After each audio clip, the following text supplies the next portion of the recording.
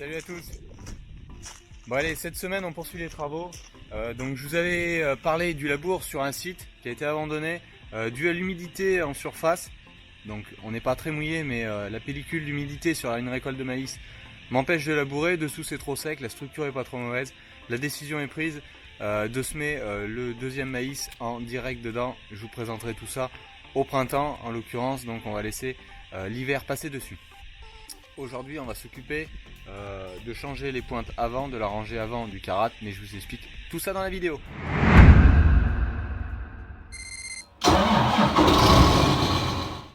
Donc les pointes avant, pourquoi je change les pointes avant? Donc à l'avant je mets des pointes d'origine renforcées, donc qui ont un cordon de soudure sur le dessous ici.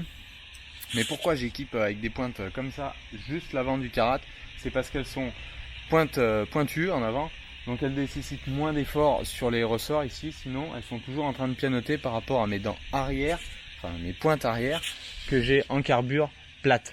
Donc la première rangée ça demande trop d'efforts comme ça, donc c'est pour ça que je mets simplement des pointes d'origine. Donc il y a 6 dents à changer, donc on va faire cela. Simplement il faut que j'enlève la terre là qui a séché un petit peu suite au passage derrière betterave que vous avez vu dans la vidéo passée. Donc je prends un tournevis, je vais enlever ça. Il y a un boulon juste de 10, c'est de 19, donc vous voyez juste là, donc un boulon de 12 avec une douille de 19, on fait sauter ça à la boulonneuse, on remet une pointe neuve et on sera parti. On retournera faire du déchômeur.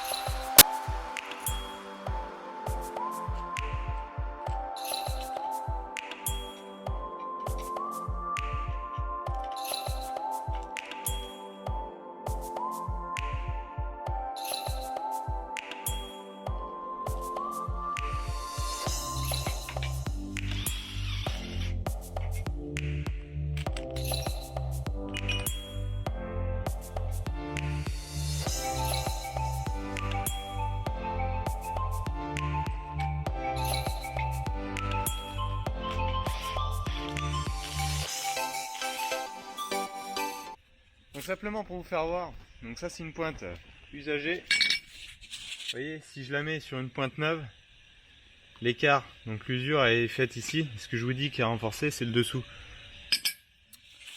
Donc voilà, je remonte des boulons neufs. Je suis sur des boulons, je ne sais pas si vous voyez ici sur l'inscription, c'est des 12.9, 120 kg. Alors pourquoi je mets des boulons si résistants? C'est que j'ai eu la mauvaise expérience de mettre des 100 kg. Et en fait avec l'effort on arrive à arracher les filetages et je perdais des pointes.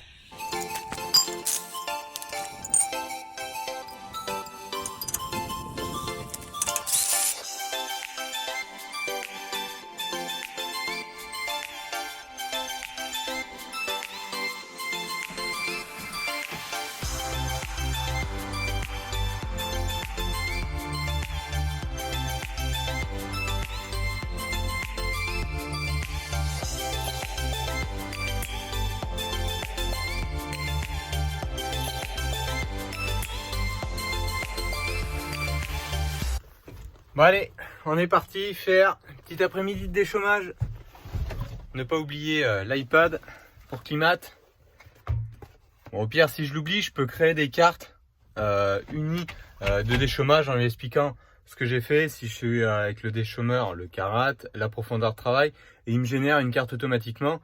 Mais si je la génère avec le drive, ça me donne en plus les éléments, l'essence de passage, d'où à où j'ai déchômé, si je travaillais en bonne, une bonne sur deux et compagnie, et aussi les vitesses de travail du tracteur. Donc ça me donne beaucoup d'informations que je peux collecter.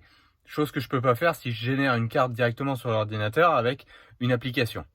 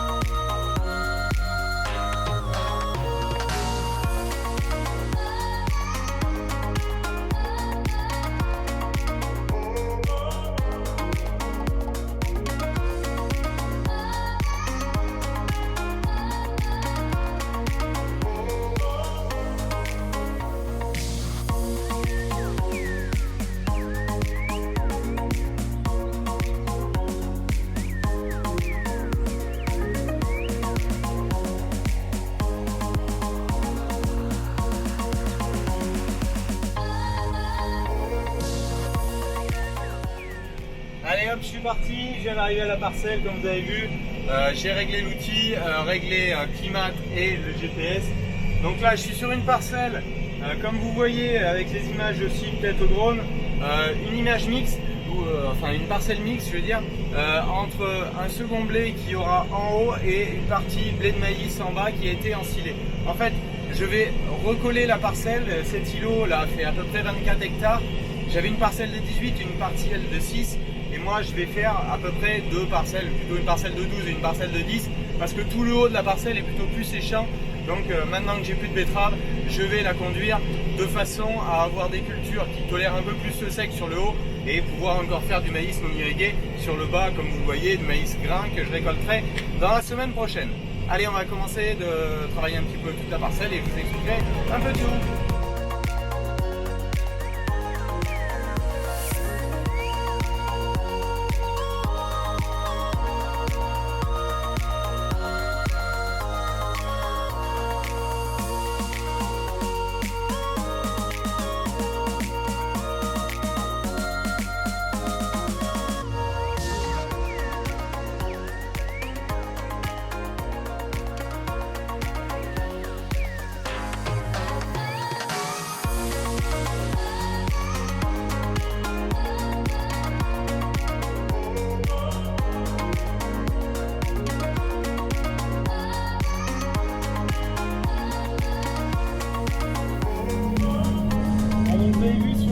Peut-être sur Climat, à la vitesse que j'évolue, enfin je suis autour de 8,5, il y a un peu de relief sur la parcelle, donc quand je monte, je descends autour de 10 km/h, débit de chantier autour de 5, quand on 4, le temps de faire les demi-tours, profondeur de travail, je suis à peu près à une vingtaine, 20-22 cm.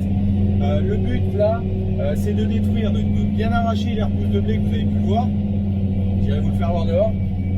Plus du géranium qui a levé, donc de bien les détruire, les incorporer, appuyer avec le rouleau pour recréer un faux semis et faire lever les adventices encore présentes dans le sol qui seront détruits lors du semis du blé au combiné là.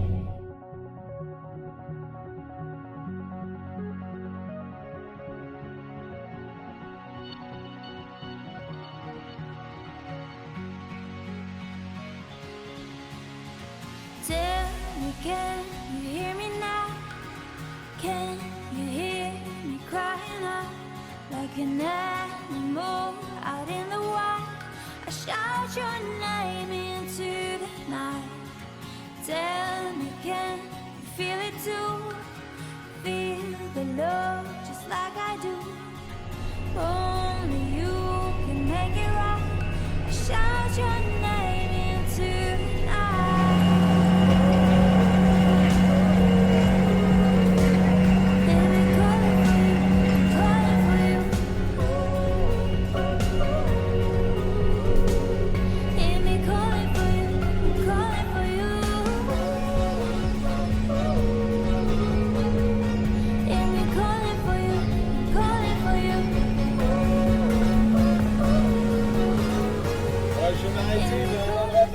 Ici, assez représentatif de ce que je voulais vous faire voir par rapport au relevé et destruction des repousses.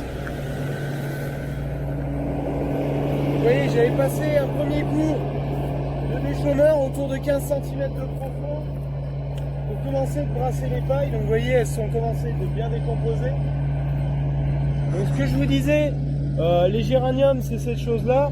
Ça, c'est des repousses du blé dur. Vous voyez, il a déjà bien évolué, il a 3 tales déjà. Donc le but c'est de tout détruire ça, de l'incorporer aussi pour faire ce rendu là. Donc ici on a de la terre fine, les plus grosses mottes font cette taille là. Ça c'est un peu le rouleau qui les génère. Mais vous voyez, elles se cassent assez facilement.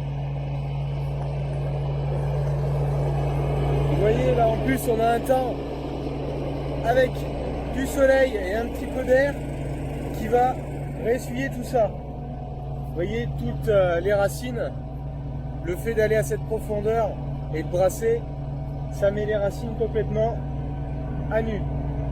Et là vous voyez, donc il y a quand même beaucoup de chevelures racinaires présentes dans le sol et on a un sol rappuyé mais pas de trop. Avec ce rouleau, l'avantage qu'il soit double, on répartit déjà sur 2 le poids de l'outil. C'est un peu comme le jumelage, c'est le même principe. Vous voyez devant, les dents vont bouler. Bon, ben là, c'est comme j'avais ralenti pour m'arrêter. Mais sinon, là, ça boule et ça verse à chaque fois dans les versoirs ici qui sont juste derrière. Donc là, il y a de la terre qui se colle après. On est sur de l'argile, hein, c'est normal. Allez, on va aller terminer la parcelle et on va passer à la parcelle suivante après.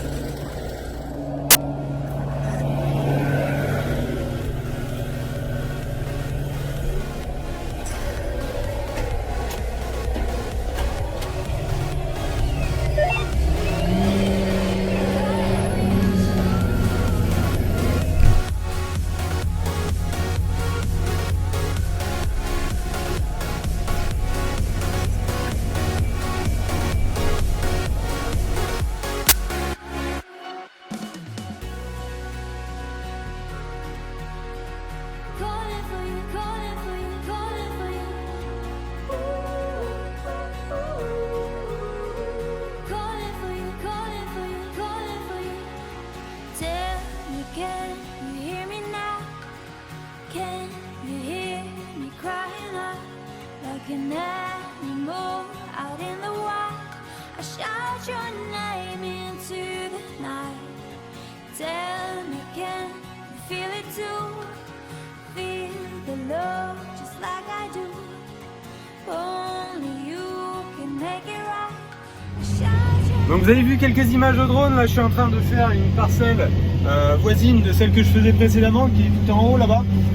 Donc là, antécédent maïs, semi-direct du blé derrière le maïs, un passage de chisel, là, le chisel que je vous ai présenté d'Idan, à une vingtaine de centimètres suite au blé. Il y a 1 mois et demi à peu près, 2 mois. Et là, on est donc sur le passage du Karat pour à peu près terminer la préparation de sol pour un maïs l'année prochaine. Donc je suis toujours à une vingtaine de centimètres à peu près. Là par contre on est relativement frais, hein, sur le sol est relativement frais, mais bon, ça se passe pas mal comme vous avez vu sur les images au drone. Le rouleau reste chargé mais tourne bien. Voilà.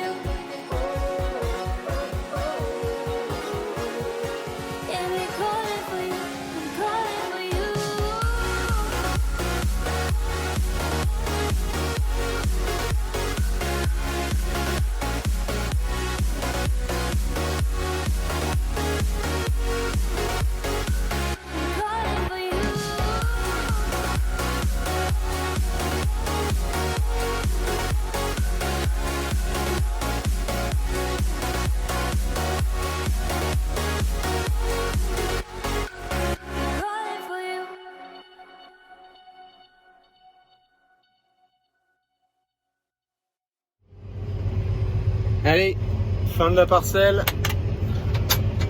On va mettre à replier le Karat. Je vais aller me faire voir dehors.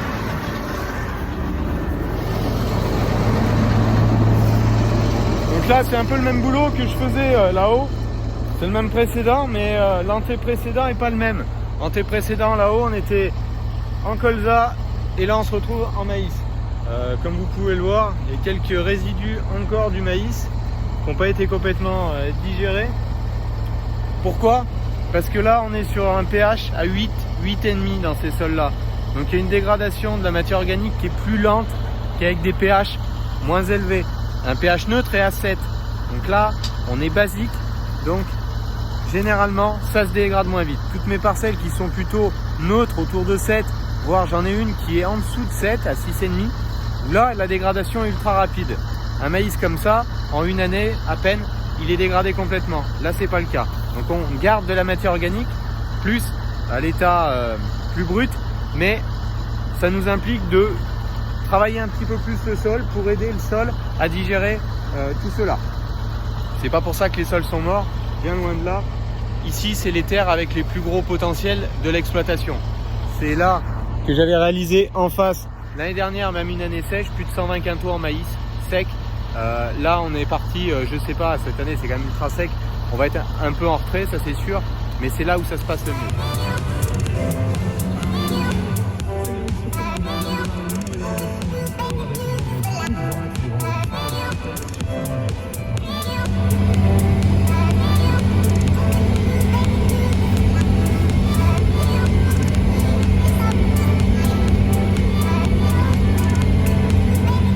Donc à tous nos détracteurs, regardez un petit peu s'il n'y a pas encore de la biodiversité dans nos parcelles. Là j'ai 5-6 gros busards à côté de moi, ils sont en train de manger des vers, manger aussi des mulots qui traînent dans les parcelles. Donc les vers de terre, c'est pas forcément très bon, mais ça prouve qu'on a encore de la biodiversité et tout ce qui est mulot, au contraire, là ça m'arrange parce que c'est plutôt nuisible sur nos cultures. Vous voyez, il y en a encore un devant là. Bon, par contre ce matin je sais pas si je vais travailler longtemps, comme vous voyez derrière là c'est hyper bouché, on voit un orage qui est en train de monter, il y a des éclairs, c'est assez rare d'avoir un orage avec des éclairs assez cette intensité là, mi-octobre je trouve. Je sais pas si vous voyez, je vais vous faire quelques images là, mais tout le haut là il y a une éolienne sur la butte là, derrière, là on commence déjà depuis la voir. Je pense que je vais boucher mon aller-retour, c'est pour ça que je travaille pas tout le champ une place sur deux là. Je fais un coup sur deux, j'ai tout de suite rebouché, pour qu'à si la pluie arrive vraiment, que je puisse m'en aller vite et pas avoir la moitié du champ une passe sur deux de fait, parce que je ne sais pas quand je rentrerai si ça fait beaucoup de précipitations là, ça va pas être terrible. Si par contre on pouvait passer au travers, ça m'arrangerait. Ça me reste dans cette parcelle à peu près 8 hectares à faire, plus 4 hectares et demi la parcelle juste en dessous du maïs là, contre l'exploitation. Vous voyez, l'exploitation est là. Et ça serait pas mal si je pouvais finir tout cela au carat, et je pense que j'aurais fini la campagne avec le carat pour l'année, vu les 20-30 mm qu'ils annoncent début de semaine prochaine. Bon, comme vous le voyez sur les carreaux, la pluie est en train d'arriver. Je vous mets une capture en plus, donc regardez l'heure, c'est 10h37. Je vous mets une capture juste ici de la station météo du radar pluie. Elle avait bien raison encore.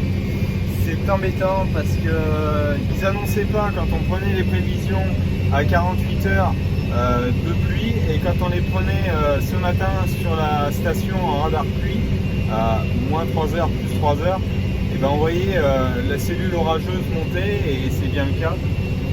Bon, je pense que je vais finir de remonter, boucher ça, et toute cette partie du champ restera à faire, sauf si on a la chance de vraiment passer au travers des gouttes. Mais là, les premières déjà qui tombent, on va vite avoir de la terre qui s'accumule sur les pneus du tracteur. C'est le problème de l'argile, ça colle tout de suite vite. Donc bon, je vais déjà remonter, voir un peu si ça commence à monter plus en précipitation, j'arrêterai. Vous voyez ce que je vous dis souvent sur le collage de l'argile, comment la terre colle chez nous. Et bien, vous voyez, là on est même pas 1 mm, on est à un demi-millimètre, je suis même pas sûr encore.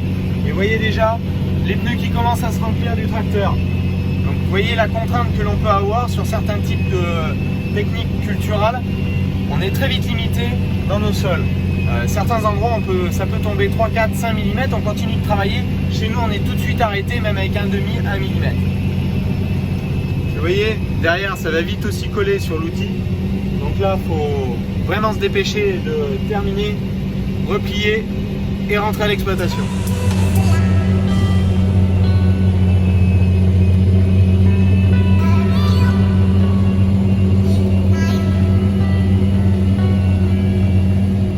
Allez, retour en début d'après-midi, comme on dit souvent, après la pluie, le beau temps. Bon, donc ça fait 1,6 mm, mais là il y a beaucoup de vent, le soleil sort un petit peu depuis 1h30 à peu près. Bon, ça, les 1,6 mm, ils sont vraiment en surface. Donc dessous, ça change pas l'humidité du sol dessous. Les pneus restent propres, comme vous voyez. Donc, je vais essayer de poursuivre et terminer justement toutes ces préparations ici pour soja. Donc on est un peu sur les mêmes précédents qu'hier, la dernière parcelle, mais là on est donc pour soja et non pas pour maïs. Donc je fais cette préparation, ce faux semis. ça relèvera peut-être des choses qu'on maîtrisera là par contre, soit à la rotative, au vibro, je sais pas, mais le but c'est d'avoir une préparation le cuir appuyé et refermé pour que tous les petits cailloux soient plaqués au sol. Et comme je vais mettre du soja, il va falloir couper ras. Donc à mon avis, il faut une préparation vraiment le plus plan possible, même si le reste était à peu près plan. Là, il faut que je fasse un petit peu mieux encore. Bon, allez, travail suivant, vibroculteur. Donc là, je vais passer derrière du chisel et derrière du carat pour du blé et pour du maïs. Deux parcelles qui se touchent. Je vais vous présenter un petit peu tout ça en travail.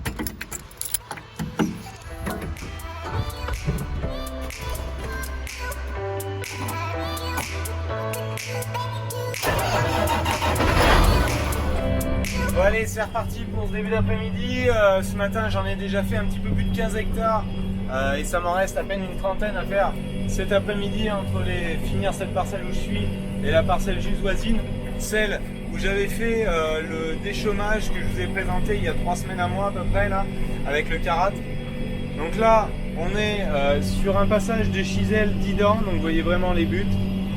Le souci avec le chisel 10 dents, vous voyez derrière, c'est que j'ai un peu de bourrage dans le vibroculteur parce que la forme des dents fait qu'on ne mélange pas la matière organique si bien qu'avec le carat par exemple. L'avantage c'est que j'ai mieux de passage avec le rouleau, c'est en conditions mouillées par exemple, que le carat, mais les deux ont leur avantage on va dire. En conditions humides, le chisel 10 dents tire vraiment son épingle du jeu.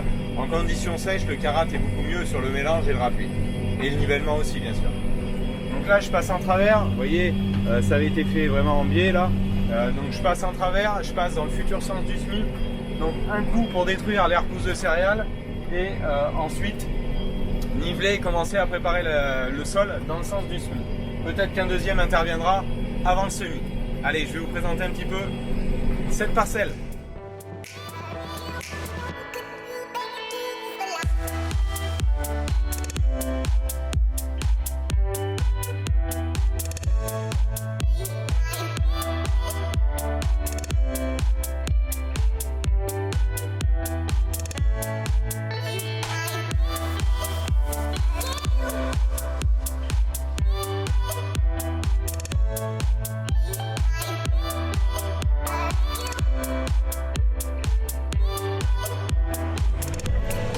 Vous avez vu quelques images de drone, donc de la parcelle, un peu l'état de sol, comment ça se passe, on est suffisamment essuyé, ça va très bien.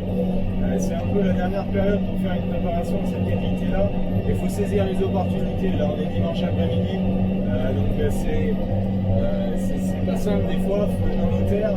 Si dimanche a fait bon aller travailler, ou la nuit des fois, il faut y aller, parce qu'on ne sait pas quand le prochain créneau se présentera. Donc voilà. Vous avez pu voir certaines repousses de céréales, alors pas d'inquiétude, j'ai vu beaucoup d'interrogations là-dessus sur les pertes de la moissonneuse batteuse. Méfiez-vous, c'est toujours très visuel. Là, les pertes se concentrent sous l'anda, mais j'étais sous l'anda à 3-4 grains sous la main, ce qui représente bien moins de 50 kg de pertes. Cette année, on avait du grain petit. En plus, ici, cette parcelle, c'était une parcelle de blé améliorant en contrat. On doit de livrer un grain le plus propre possible pour ne pas avoir de déclassement sur le lot. Donc c'est pour ça. Et en plus, cette année, bon, moi, je fais des déchômages, je laisse pousser suffisamment et lever suffisamment ma tentisse avant de détruire. Donc visuellement, effectivement, vous voyez les passages de batteuse. Quand on fait une destruction, soit chimique, soit mécanique, avec des déchômages dans un laps de temps, tous les 10-15 jours, 3 semaines au maximum, bah forcément, on les voit beaucoup moins. Là, les repousses sont à 3 tales pour certaines, donc vous avez l'impression d'avoir 3 fois le nombre de grains réels qui sont vraiment présents et perdus par la moissonneuse batteuse. Et c'est pas des grains en plus viables qui ont été perdus. La preuve, vous l'avez vu sur ma vidéo triage des semences, il y avait beaucoup de petits grains que le trieur sortait en plus, que la machine avait bien sûr ramassé. Donc voilà.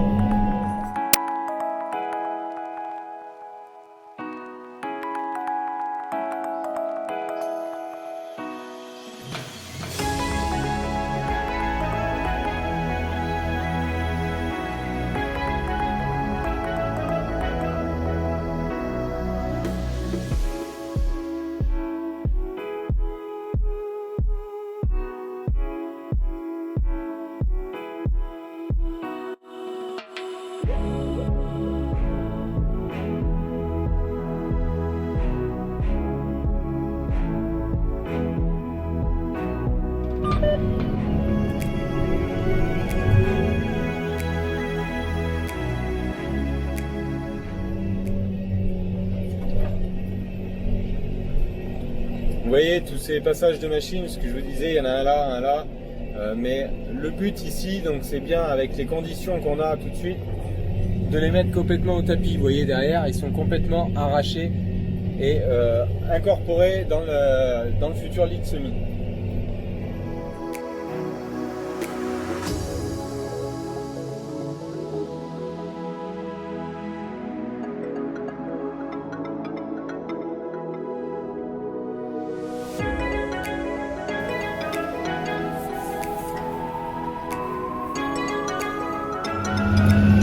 Vous voyez là, pour la consommation, je suis à peine 5 litres à l'hectare, un patinage qui est autour à peine 5%.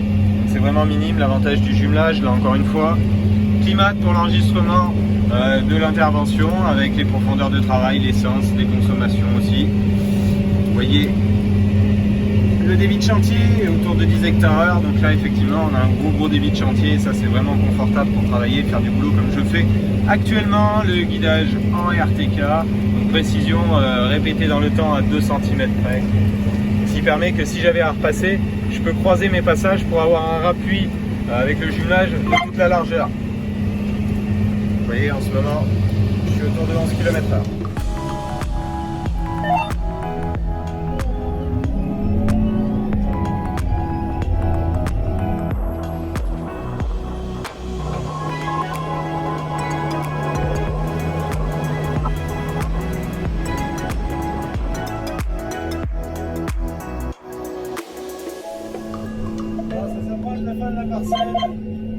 Et derrière moi, tout ce qui est fait. Là, je suis dans les pointes. Toujours même débit de chantier, mais effectivement, quand je suis là, je fais du karat, et ben, je suis beaucoup mieux. En termes de passage dans l'outil, ça se passe beaucoup mieux. Bon, souci, quelques ficelles de bottes. Alors, ça, c'est radical avec le vibro. Quand il y a une ficelle, elle se met en travers sur une route jaune. Elle prend et c'est à coup sûr dans les roulements. Donc là, j'aurai moins d'euros à démonter à cause des ficelles de bottes. Ça, c'est contraignant. Bon, allez, je vais un peu avancer tout ça. Et derrière, le problème, quand il y a une ficelle, après, elle se met en long et des fois, voilà, elle va m'aider à bourrer dans les dents, là. C'est ce que je disais.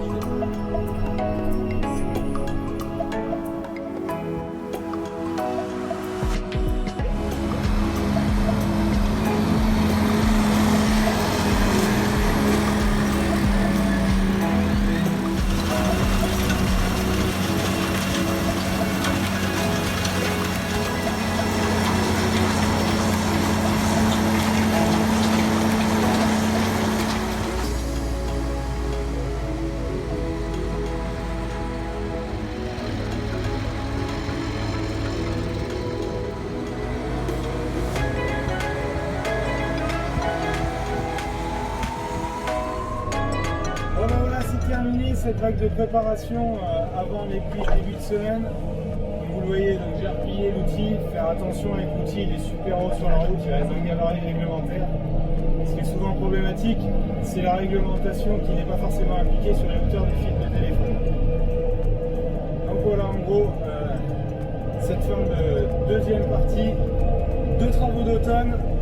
Moi je vous dis la semaine prochaine pour la suite, partie 3 avec peut-être le débit des SMIC. Allez, ciao, bonne semaine.